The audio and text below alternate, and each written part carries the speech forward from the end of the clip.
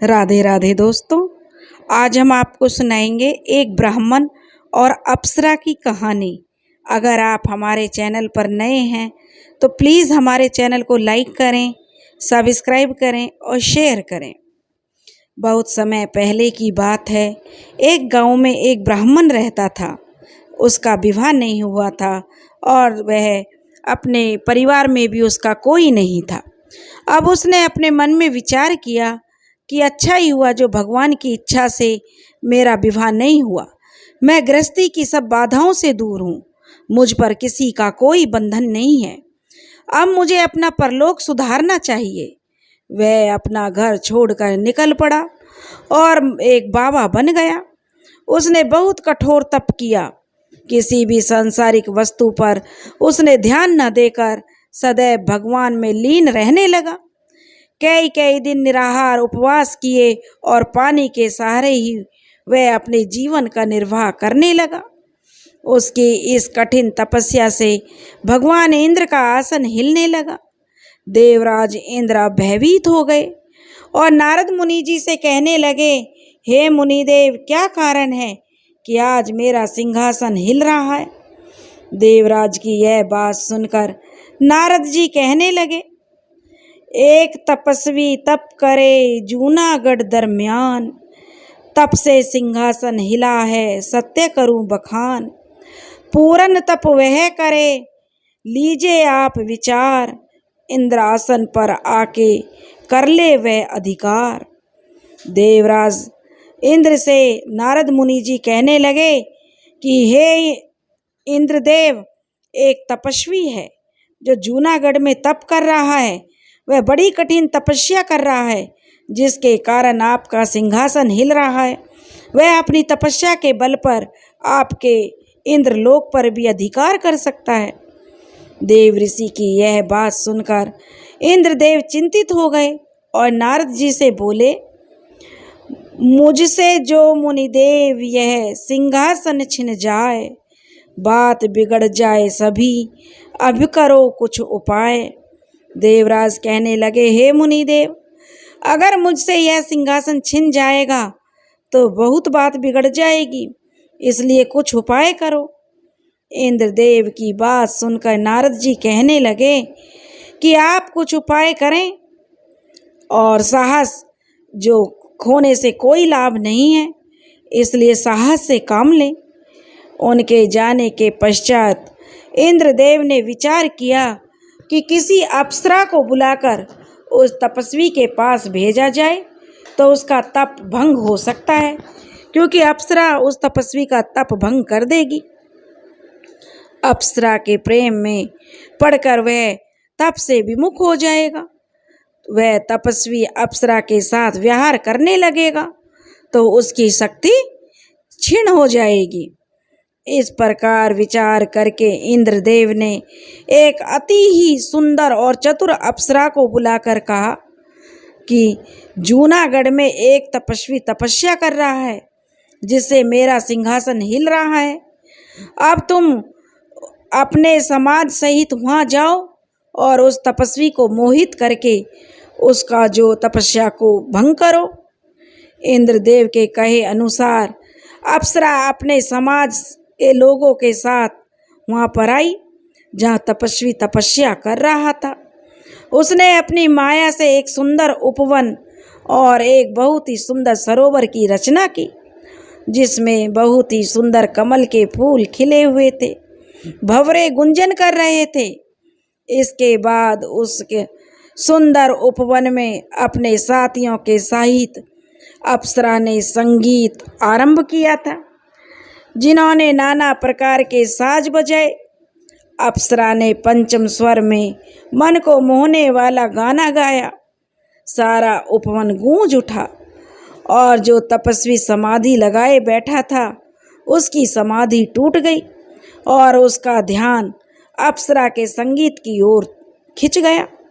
वह तपस्वी अपना आसन छोड़कर उधर की तरफ चल दिया जिधर से अप्सरा के गाने की मधुर आवाज आ रही थी। जब तपस्वी अप्सरा के निकट पहुंचा तो अप्सरा ने उसको कनखियों से देखा।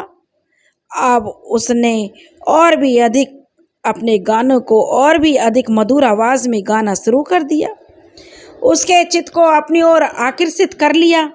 वह तपस्वी उसकी ओर आकर्षित होता जा रहा था, जिसके बाद तपस्वी भगवान का ध्यान करना बिल्कुल भूल गया और उस अप्सरा के वशीभूत हो कहने लगा, बतला दे तू कौन है मृग नैनी नारी, भूला मैं जब तब सभी तेरी छटा न्याहारी, तेरी छटा न्याहारी हृदय में मैं अपने हर्षाया, सुन तेरा संगीत यहाँ तक आसन से मैं आया, एक बार फिर मुझे रागनी मधुर सुना दे, आई है किस लिए तू यहाँ मुझको है बतला दे।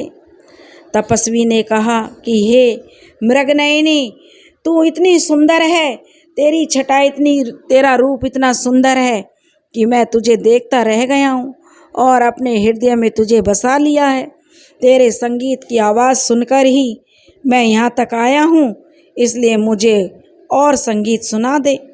तपस्वी की इन बातों को सुनकर अप्सरा कहने लगी, आई हूँ स्वर्गलोक से, सुन तपस्वी चितलाए, सेवा करने आपकी स्वामी दिया पठाए, स्वामी दिया पठाए, दरस कर चित हर्षाया, धन्य हमारा भाग आपका दर्शन पाया, जो कुछ आज्ञा देऊं करो, तो अब हूँ सेवा काई, इच्छा पूर्ण करन आपकी मैं हूँ आई।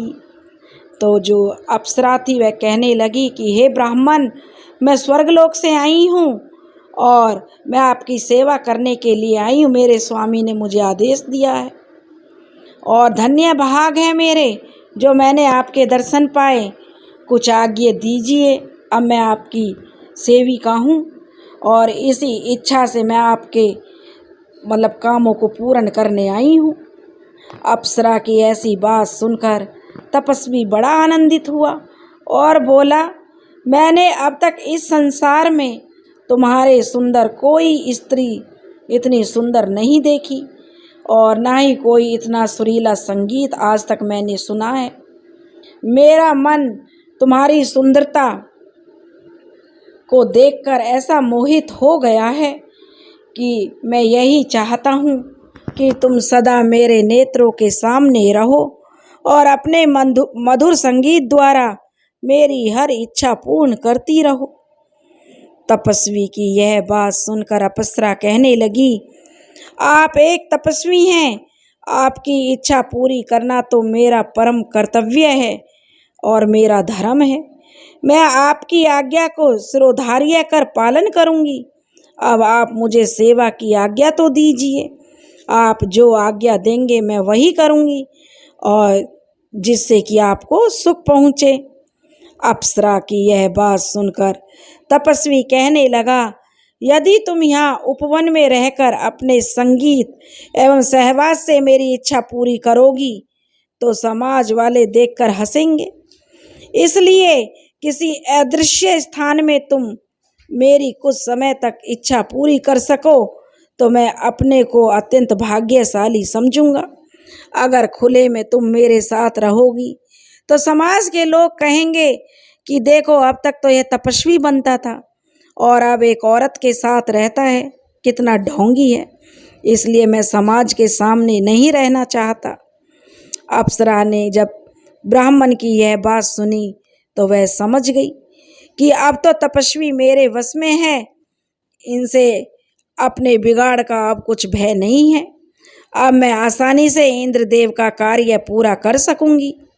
वह कहने लगी कि हे तपस्वी, मैं कोई साधारण स्त्री नहीं हूँ, स्वर्गलोक की रहने वाली हूँ। अब तक मैं किसी पुरुष पर मोहित नहीं हुई हूँ और न ही किसी के साथ विहार ही किया है। यदि आप सदैव मेरे साथ विहार करने का प्रण करें तो मैं आपकी इच्छा पूरी कर सकती हूँ, नहीं तो अपने स्थान को चली जाऊंगी। अप्सरा की इतनी बात सुनकर तपस्वी बोला कि मेरी भी यही इच्छा है जो तुम्हारी है। मेरा भी विवाह नहीं हुआ है और ना ही मैंने अब तक किसी स्त्री पर दृष्टि डाली है। मेरी इच्छा है कि मेरा तुमसे आजीवन व्यवहार होता रहे तो अच्छा है। इतनी सुनकर अप्सरा कहने लगी कि ऐसा सुख तो आप जैसे बड़े तपस्वी जनों को ही प्राप्त हो सकता है, सबको नहीं होता। अब मैं आप जैसी इच्छा करोगे मैं वैसा ही करूँगी और सदैव करती रहूँगी। अपने मन में विचार कर अप्सरा ने इंद्रदेव के कार्य को सिद्ध करने का उचित उपाय किया। उस सरोवर बनाया था, उस सरोवर के नीचे उसने अपनी माया से एक बहुत ही सुंदर भवन बना दिया जो कि दिखाई नहीं देता था। उस भवन के ऊपर जल भरा हुआ था जिसमें कि सुहाने बहुत ही सुंदर सुंदर कमल खिले रहे थे, भंवरे फूलों पर गुंजन कर रहे थे। भवन में अनेकों मणियां लगी हुई थीं जिनसे कि अद्भुत प्रकाश होता था। स्वर्ग जैसे समस्त सुखों के साधन उस भवन में उपलब्ध थे। अप्सरा अपने साथियों सहित उस तपस्वी के साथ निवास करने लगी और अपने जो साथियों को भी उसने वहीं कक्ष बनाए और उनमें ठहराया। स्वयं अप्सरा तपस्वी के साथ व्यवहार करने लगी। जब भी तपस्वी को संगीत सुनने की इच्छा होती है तभी अप्सरा अपने साथियों सहित वहाँ गाना बजाना आरंभ कर देती है। इसलिए तालाब के नीचे से, जो तालाब के जल के नीचे उसका महल बना हुआ है, उसी में से अप्सरा द्वारा बनाया हुआ माया का भवन है जो किसी को दिखाई नहीं देता है और वहाँ अप्सरा उस तपस्वी के साथ रहती है। इस अप्सरा के साथी भी, दूसरे जो साथी हैं वे भी दूसरे कमरों में रहते हैं और गाने बजाने में उसकी मदद करते हैं। उसी अप्सरा और उसके साथियों की जब कभी कोई अकेला दुकेला व्यक्ति उधर से निकलता है और उनका गाने बजाने का समय होता है तो गाने बजाने की आवाज़ें वहाँ से आती रहती हैं। और अब वह ब्राह्मण और तपस्वी उसी सरोवर में रहने, जो ब्राह्मण तपस्वी बना था अप्सरा के साथ उसी सरोवर में रहता है जो किसी को नज़र नहीं आता है। और उसने अपनी तपस्या के बल पर अप्सरा को अपने बस में किया हुआ है। तो दोस्तों, अगर आपको हमारी कहानी पसंद आई हो तो प्लीज़ हमारे चैनल को लाइक करें, सब्सक्राइब करें और शेयर करें। राधे राधे।